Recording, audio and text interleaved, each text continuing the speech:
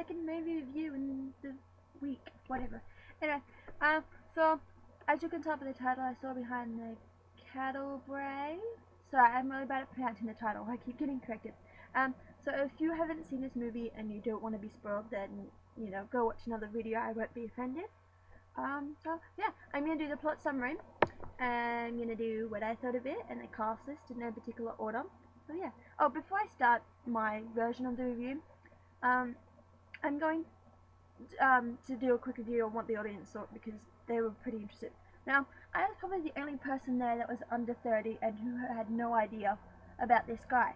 I never heard of him before, I didn't really know much about him, and I just watched it based on the trailer and based on who the actors were, because I thought, oh yeah, Matt Damon and Michael Douglas are pretty good actors, so I went to go see it because of them. But when I walked out of the cinema, the audience really loved it. They were mostly of females and they were mostly over 30. So yeah, and they walked out of the cinema going, you know what, I really like that film. I don't know how the mother coped with her son being gay, but I really like that film. If her son was gay, then I guess some mothers are easier to cope with understanding that than others. So, they gave really positive, because I walked past them and they were talking with their friends, and they all kept saying how wonderful the film was. So, you hit the right target audience and they liked it. Me, on the other hand, not quite so liked it. Okay, so the plot summary. Scott Thorson, a young bisexual man raised in foster homes, is introduced to a flamboyant entertainment giant, Liberace, and quickly finds himself in a romantic relationship with the legendary pianist.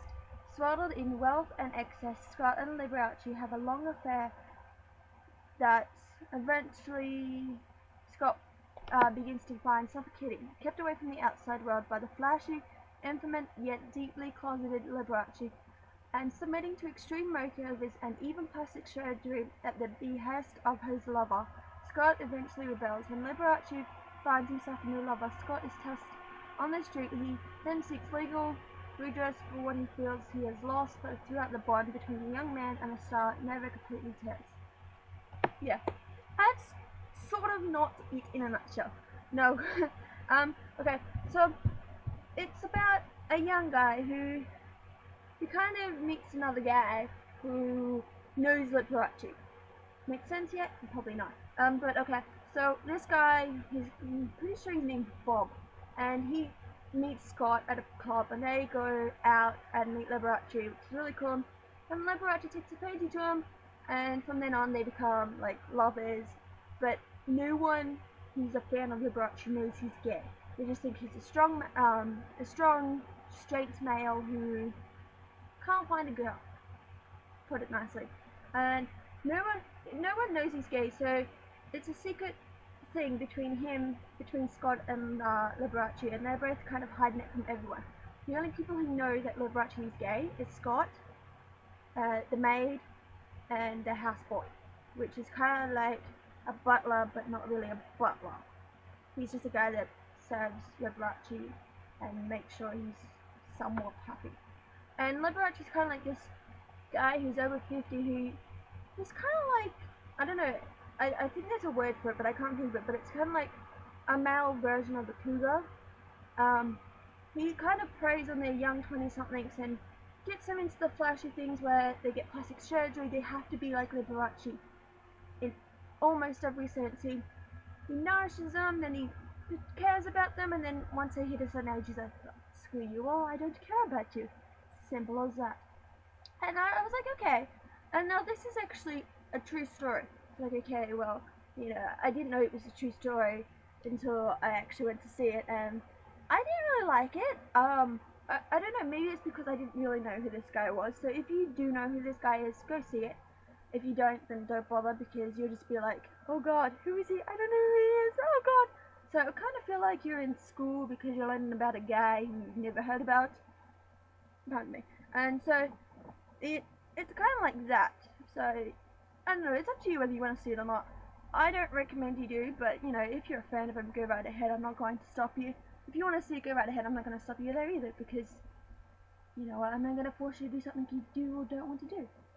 Yeah. So Scott eventually gets a facelift and plastic surgery to look pretty much like Liberace, and then Scott gets into drugs, and arguments start, and it's just like, well, it's kind of your fault, but Liberace doesn't want to take the blame, so he blames Scott, and Scott's like, it's not my fault you don't want to touch my body. You know what? Whatever. And Liberace's like, dude, it's your fault. I don't want to touch you anymore. It's this and that. And so Liberace's kind of twisting words around and all that sort of stuff. So he's the type of guy that you don't want to be in a relationship with, but you do. So yeah. Okay. And the cast list. Okay, there's heaps of people, but I'll try to shorten it because most of it's like, it's kind of like a movie within a few other things. So it's kind of like I said, it's based on a true story, so there's a lot of things that are in there that, I don't know, it makes it not feel like a proper movie, or a documentary movie, whatever you want to call it. Okay, so Scott Thorson is played by Matt Damon, and Matt Damon, we see a bit more of Matt Damon than, I don't know, we see, I don't know, I've never really paid attention to many Matt Damon films, mainly for the fact I don't really watch that many action movies. But in this one, he's kind of mostly naked and wears G-strings and very short robes. We don't see the front of him that much. Well, we don't see the chest down, but when he turns around, we see his bum. And he has this really awkward G-string tan that's very noticeable. I don't know if that was part of the movie or for the sake of that's what Matt Damon looks like underneath. So, yeah. Okay, Bob Black is a guy that introduced Scott to Liberace, and he's played by Scott Bakula. So yeah, trying to think of who else. Sorry, I'm trying to think who's who. Okay, Rose Karakoppa is played by Jade Morris, and she kind of only is in the scene for in the movie for a couple of scenes. She was the lady who helped raise Scott, because Scott's mother was always in and out of whatever, because we don't really know. Joe Karakoppa is Rose's husband, and he's played by Garrett N. Brown. Again, helped raise Scott. Liberace is played by Michael Douglas. I think Michael Douglas is really good. I don't know, these guys didn't give off the awkward feeling that you would get from a younger man kissing an older man and seeing an older man naked. Michael Douglas, we didn't, even though he's naked, we don't see that much of him. We barely even see his bottom. As much as we see Matt Damon naked, we don't see Michael Douglas at naked. We might see his stomach, or, you know, from his stomach up, and that's as much as of him we see naked. But he does wear a lot of shorts, robes, and I think it's like man dresses or something that men wear, but it's not quite a dress, but it's not quite, I don't know. But it has like really long slits up the dress, and that's like, okay, a bit much for me to see because, I don't know, I just felt really awkward. Okay, Francis is, oh god, there's three of them, I don't know who's who. Oh, sorry. Okay, I'm pretty sure it's Francis who plays his mother. It's by Debbie Reynolds, and is Liberace's mother, so yeah. Okay, I don't know who the rest of these people are. Okay, there's Seymour Heller, and Seymour is Liberace's manager, who kind of doesn't really care. He just wants his client to work a lot and not get in trouble, and that's played by Dan Aykroyd. Wait, really? Wow, I didn't even know that. I was like, who's that guy? I don't know who he is. Okay, Dr. Jack Stars is played by Rob Lowe, and Rob Lowe is pretty much a plastic surgeon with bad plastic surgery. He can't really open his eyes or close them properly, and he can't really smile, so he's like, yeah.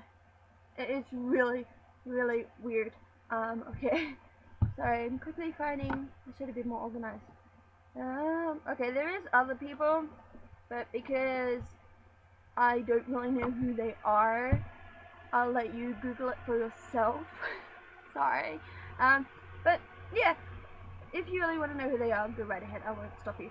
But yeah, the film was quite interesting. If you're into, I really like documentary movies, but I don't know, when it's about someone who I don't really know, then I find it really difficult to understand. I mean, this guy was kind of like the Elton John of the 70s. and I don't know. I think that's a good thing. Maybe Elton John got his over the topness from inspired from this guy. I don't know. But I don't know. It's up to you if you want to see it. I don't recommend it, but it depends what you're into. Like I said, if you never heard of this guy before, then don't go watch it because because it will make no sense. It'll just feel like you're back at school watching some history lesson video on something that you really have no knowledge on and you really can't be bothered paying attention to. But I don't know. I liked a lot of Liberace's costumes. They were really pretty and sparkly, and I want them. Hint, hint. Yeah. Yeah. So that's kind of the movie review. I hope it was alright. There will be another movie review this week, just so you know. It'll probably be Friday, and it will be with the Millers because I really want to see that movie. And I will see you whatever video is next. Bye! Well, I should tell my mask first. Okay. Bye!